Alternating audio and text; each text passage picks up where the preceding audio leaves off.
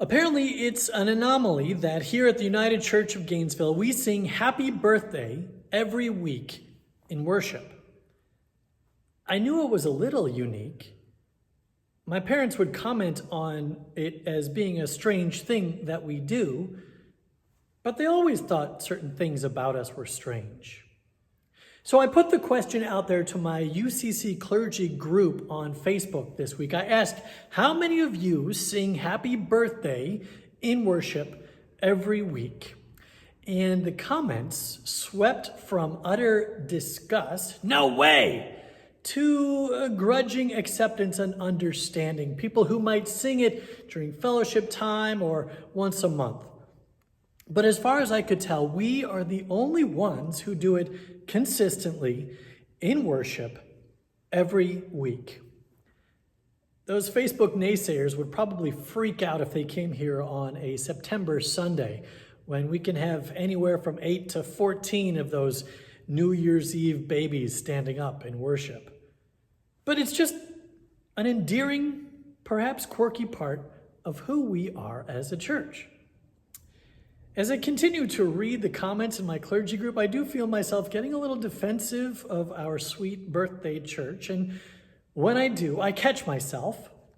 And I know that their churches out there probably have quirky and weird little things that they do too. Maybe they have the American flag near the front of their sanctuary, or they are rocking paraments from the 80s, or maybe they've got crosses in their sanctuary. Now, we do have crosses here. We have 1, 2, 3, see, crosses. But other churches, they've got pews and they wear ties and they sing the doxology every week. They do all sorts of things that might cause us to say, no way. But I have no doubt that it is just those little things that their members make their members love them all the more. We take a moment to recognize the people whose birthday it is. It is a simple little thing that we can do to make each other feel special, to feel welcome. And that is one of the most important parts of who we are as the United Church of Gainesville. We are a church that covenants with one another to welcome into our church those of differing understanding and theological opinion.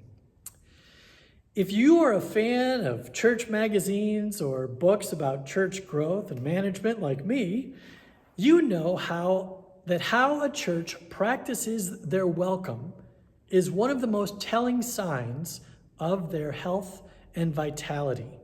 If you can make it into the sanctuary unnoticed and unacknowledged, then, according to modern experts, we have done a terrible job in practicing what we preach. And you know what we preach. We say, no matter who you are, no matter where you are, blah, blah, blah, you know the rest.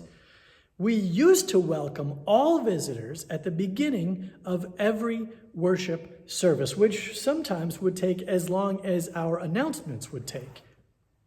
Until the church experts wrote an article saying that you're not supposed to do that, because it makes people feel uncomfortable and it calls them out of their anonymity when they're really just trying to sneak in and scope you out. After all, who is ready to join a church after visiting on their first Sunday? Nobody.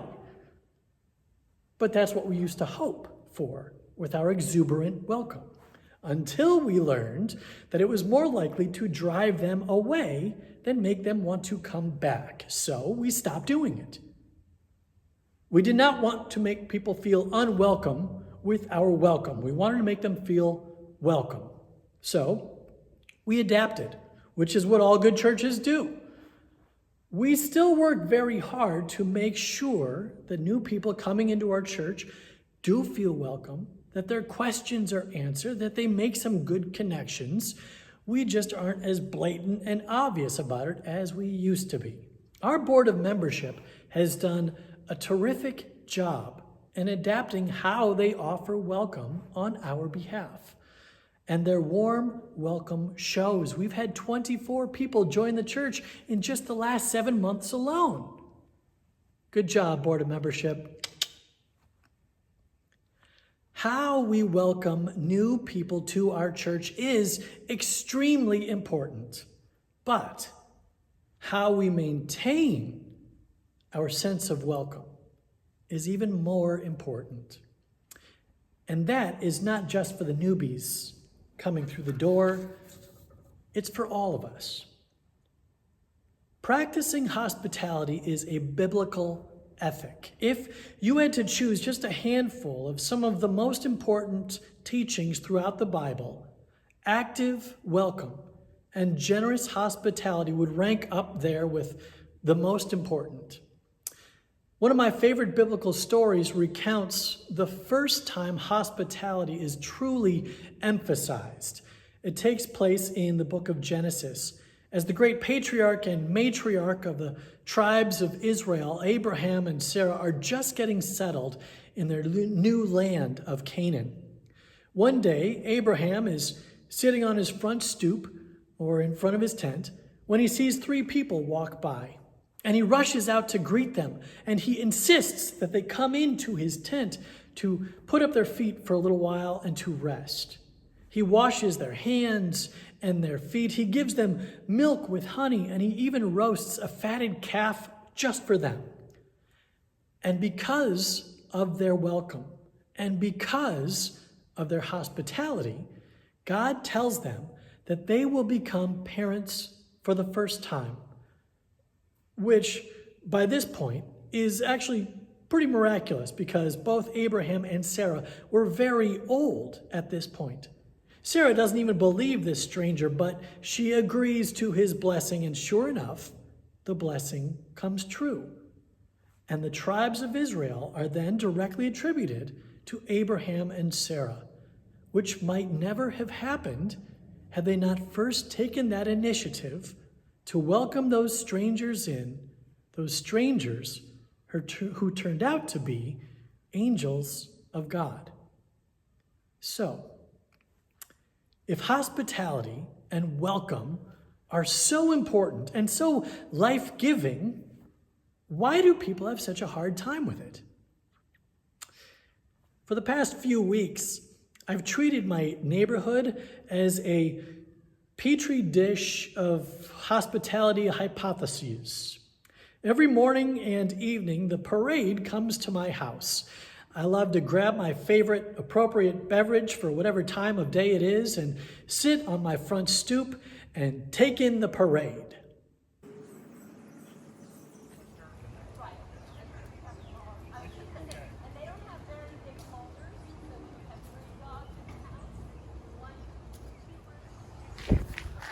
See what I mean? I have become a keen observer to my neighbors' lives, and I know that sounds creepy, but it's not. Over here, we have 2 neighbors who have been friends forever, but life gets in the way, it gets a little busy sometimes, and their friendship had drifted apart. But now they are practically constant companions, going on the regular parade route around the neighborhood together. And even, just the other day, I saw them doing yoga in the driveway, laughing their heads off. It was delightful. I am now a lot more aware of which neighbors belong to which houses, too. One woman who has lived in our neighborhood since the 90s, and we, who have been there for 12 years, just put it together where we each live. She's our V lady, and we're the family in that mid-century modern ranch with the big old pride flag hanging out front. There's one young father who pushes his baby around the neighborhood near dawn and dusk every day. And they and I are constantly crossing paths because we must be on a similar quarantinian rhythm. He's got the most chill baby I've ever seen. That baby is always sitting in that stroller in a deep recline, binky in her hand, taking it all in. And I always say, baby's still chilling. And then we nod and we wave and we smile, and then we pass on by. We behave neighborly. We behave hospitably. But 3 days ago, baby and baby daddy were off of our quarantinian rhythm. He came a little later in the day while Tracy and I were sitting out in our front lawn, as we do, watching the world parade by. Well, here they come, and you will never guess what shirt baby daddy is wearing. Baby daddy is wearing a political t-shirt with "He who shall not be named" emblazoned on the front. Bold move, baby daddy. Bold move to take the parade route, rocking those scarlet letters. Oh, baby daddy, what have you done? And then, when baby daddy looked up at me, sitting in my lawn chair, vino tinto in hand, a rainbow pride flag hanging above our heads, I wonder what he sees. Our eyes meet. We nod. We wave. I make my "chillin' baby still chillin' joke. He smiles. And he rolls on by. We survived. It turns out how we welcome and the extent to which we are willing to offer hospitality is actually an act of resistance. This is according to Walter Brueggemann. He says, when ministry is conducted as though care for the congregation is the ultimate goal of the congregation, without any missional imperative connected to it, it invites passivity because we are on the receiving end of all the goodness of God. But an authentic faith extends oneself beyond for the sake of the neighborhood. That is how we will know that we are living true to our faith. Radical welcome is an act of resistance to a cultural narrative that tells us that we must demonize the other in order to protect our own. I am so grateful that I knew baby daddy and chillin' baby before I fell victim to my own cultural narrative snare. When we say we will welcome into our church those of differing understanding and theological opinion, that is a radical statement of love and acceptance. One that might be the most difficult tenet of our faith to follow. Yet, the lengths to which we are willing to extend our hospitality will directly correspond to the degree of blessing which we will receive from God and from one another. It's true. And it's scientific. In fact, it is a scientific fact. And I know this because I learned that this week when I was trying to help my third grader with her science homework. Here was the assignment. Say you plant 3 lima bean seeds in 3 different planters. And over one lima bean seed, you put a green light. And over the next lima bean seed, you put an orange light. And over the third lima bean seed, you put a white light. Which one do you think will grow best? Well, you might say, Andy, since lima beans are green and there is a green light over the first lima bean, I bet the green lima bean light will grow the best. And you would be wrong. Or you might say, Andy, I am a Gator fan through and through. Therefore, I believe that everything that is touched by an orange light will surely be blessed and will thrive. And you are correct. It will thrive more than the green lima bean light, but it will not be the one that grows best. Which one will grow best? The one that is under the white light. And not because it's white, but because white light is actually a combination of the full spectrum of colors: red, orange, yellow, green, blue, and violet, all of them. When combined together, make the most life-giving, lima bean enriching light there is, and it will thrive. If lima beans will thrive when there is no impediment to its full spectrum of life-giving light, then we will thrive when we put no impediments to life-giving love. I believe that the same scientific principles of my third grade daughter's science class apply to us and to the world, both as people and as a church. Singing happy birthday in church is apparently a really weird thing to do. It is also an act of radical welcome and a beautiful example of equitable hospitality that we commit to when we join this church.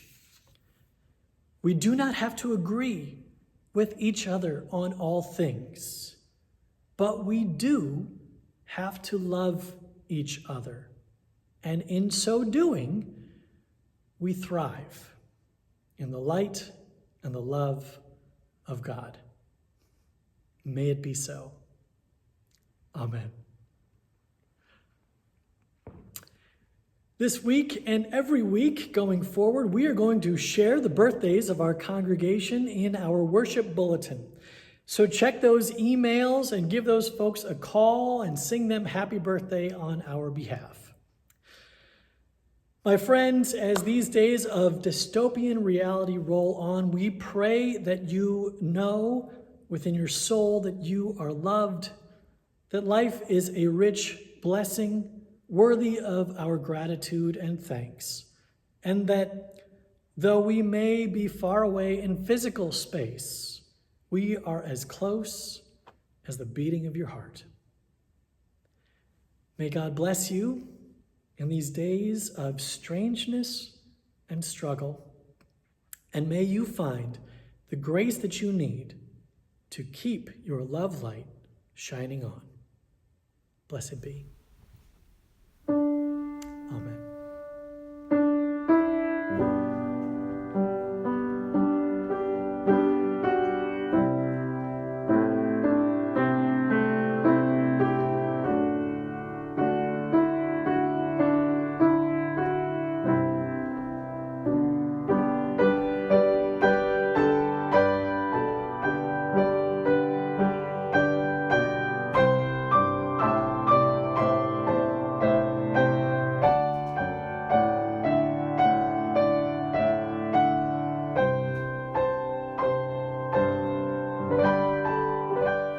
Thank you for joining us at the United Church of Gainesville today. To learn more about who we are and what we believe and to support our ministry, please visit ucgainesville.org.